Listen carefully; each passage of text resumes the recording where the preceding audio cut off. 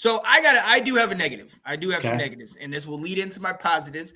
And this is also going to be one of the things I'm going to be starting to do this year. I'm going to start doing a game-by-game breakdown of two North Carolina quarterbacks, one that's in college at Drake May and one that is in the pros right now. And I got to talk about my guys' negatives. I got to. I love all the things, and I'll talk about his positives in a little bit. But I have three or four main ones that really kind of are have me worried. What I told you before, he holds on to the ball far too long. There are times in there that he'll scramble out and it's good, but there are times in there where it's like he goes 1, 2, 3, 4, back to 1, 2, 3. Our offensive line's not gonna give you that time. Nope. It's not gonna happen. Even no NFL line's gonna do it. No, exactly. So I love, and one of my positives, I love that he goes through his progressions and he stands in there. But at the same time, sometimes it's 1, 2, 3, check down. Let's move. Let's get to the next play. Let's get to the next thing going. Number 2 for me, those feet. Those feet. I love when he's kind of looking around, but he almost doesn't seem comfortable at times. Sometimes his feet are moving and almost gives me the impression of having kind of a happy feet, like here they come, here they come, here they come. Now, obviously, his throws show that, he's in control of it. He's got it. And he can take a hit. We've seen that he's smart in those situations. But and maybe that's not even anything wrong with his game. But to me, from the outside looking in, and it's just like, settle. It's like, you're not settled yet. Settle down and take a deep breath. Because if you're having happy feet against the twos of the Ravens, we're going to have problems. You know what I mean? When you come into the NFC East defenses. Number 3, love his arm talent. Love all that ability. He can make every throw, and he knows that. And sometimes I think he trusts that a little bit too much. I talked about the throw in the first game that I thought was behind him. Jahan makes a great play, breaks the tackles, and gets the touchdown. And we all look at it as like it's a passing touchdown. In my opinion, it was kind of like, oh, Jahan saved you on that one, buddy. Come on now. And some of these throws are amazing. That one that he hit on the 3rd and 15 that was in between 3 guys to Cole Turner was beautiful. But there are some other ones where it's like, chill. And it's not too many, but you can just tell he trusts that cannon that he has on his arm. And so that's it. And then the last thing for me, if this is not anything that he can really deal with, but it was something that Drew Brees dealt with, height. I've noticed a lot of his passes are getting tipped. A lot of them at the line, or he's getting it right over the line, and they're kind of getting tipped a little bit. Obviously, it hasn't shown to really take effect, but at the same time, I don't know if there's really many things you can do outside of the O-line kind of creating those windows for you. And obviously he extends the play and gets outside of the pocket to open things up a little bit. But that is something that kind of scares me going into the regular season. When you think about the Giants defense and Kayvon Thibodeau, you think about, Big Baby and some of them boys in Philly, and then obviously Micah Parsons. These are big dudes, Dexter Lawrence, that could put their hands up and block that stuff. So that is something that I'm really, really interested. I wanted to give my negatives on Sam because a lot of y'all will come in here and say, oh, you love him because he's from North Carolina. Oh, you just think he's great because he's North Carolina. No, I pay attention to these things. We watch these things over and over, and I judge him the way I judge myself, which is very harsh. So those are my negatives on him. See, I think it's interesting because we didn't talk about what I think is the biggest negative was the 2 sacks that he had happen. Yep. Now, you hit the first one when you talked about how he held on the ball too long. And that actually was the biggest knock on him coming out of college was that he does hold on to the ball too long, and that internal clock in him is not fast enough. Now, I'm not going to go through tick by tick what you said, but I did not see the happy feet that you talk about there.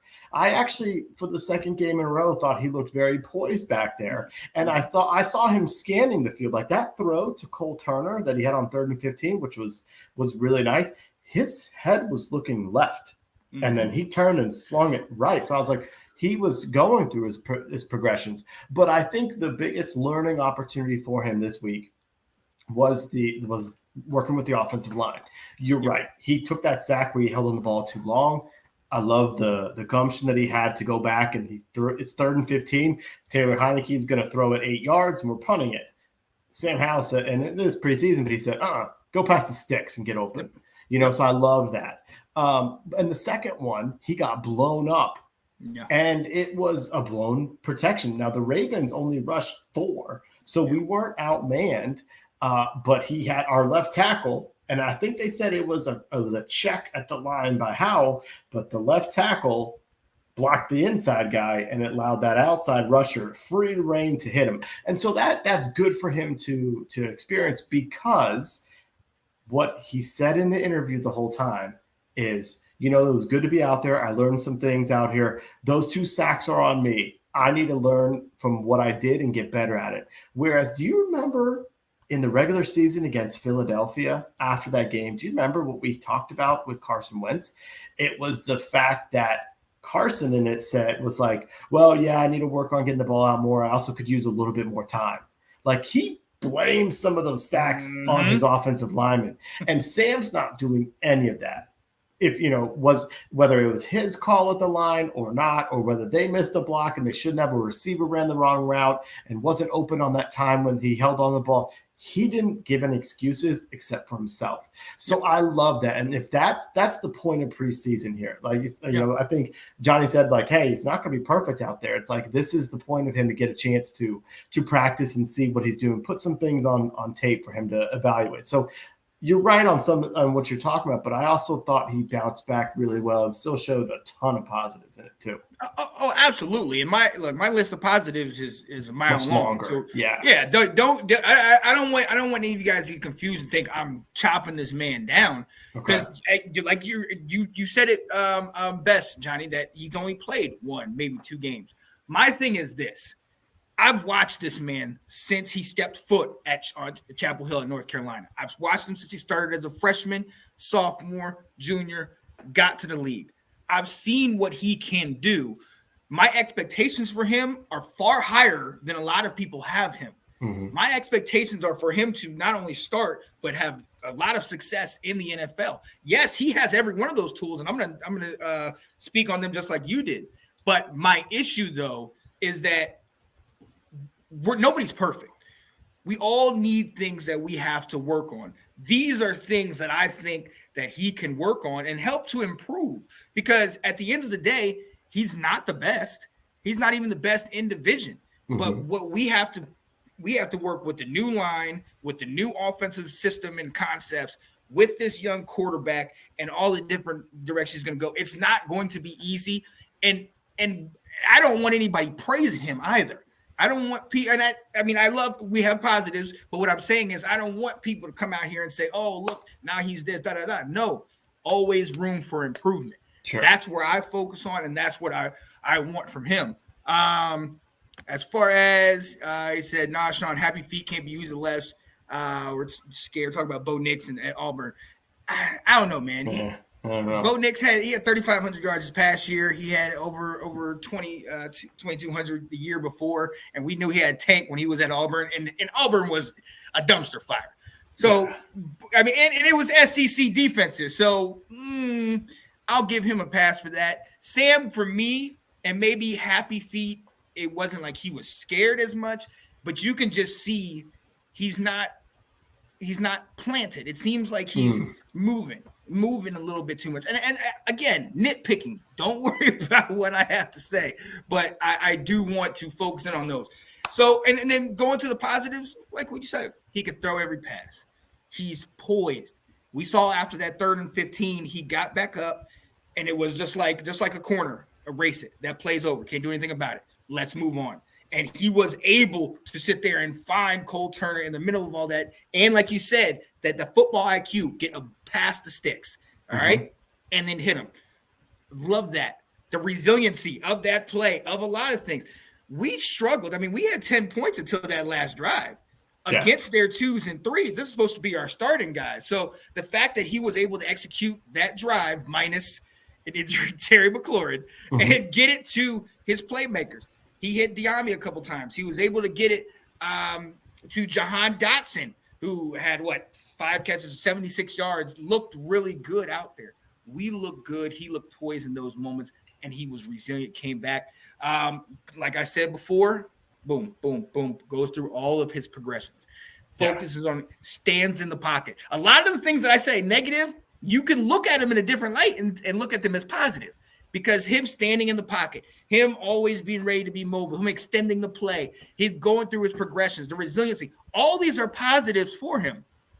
That can also be deemed as negatives if, it gets careless, if he's not. But like you said, and one of the things that I've heard from so many people is he autocorrects.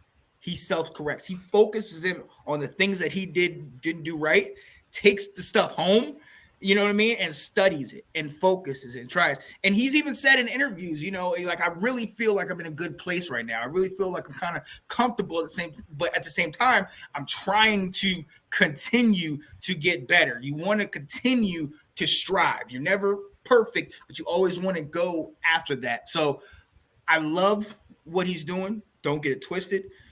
But at the same time, iron sharpens iron. We got it. There's always something you can improve on. And that's where I love what EB has been saying. These guys look good. Yes. He didn't even, from the interview that I heard or the press conference, he didn't even leave out the possibility that starters might even get some action in the last game. Just because the way he worded it. The way he worded it was basically, hey, we're getting better, but we still got some work to do. And as long as that journey, we're still on that journey, we're going to get the necessary time because we want guys playing together.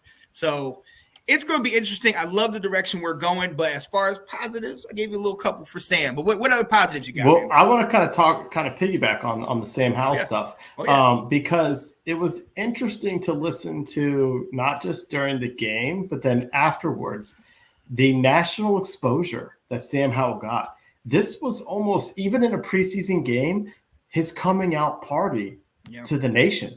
If you saw, Troy Aikman was praising him, especially on some of those throws. He's like, this is what he can do. He's got the arm talent. Nate said it on his podcast. He said, Sam Howell's going to be all right. The big one was Pat McAfee. On his show on Tuesday, because all the talk was about the fact that the Commanders beat the Ravens, ended their streak, and they sat there and went. Pat McAfee goes, "Did you all watch this game?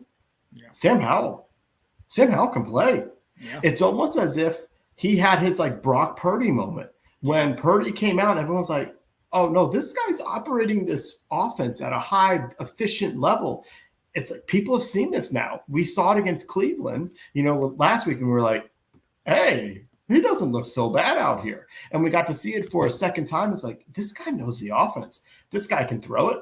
He can scan the field. He can run it. Like, this dude can play. So I think it was great, the fact that this game was on Monday Night Football, because more people saw it, and he's going to get some of that exposure. Dun, dun, dun, dun, dun, dun, dun, dun. Let's go. The Washington Commanders. There it is.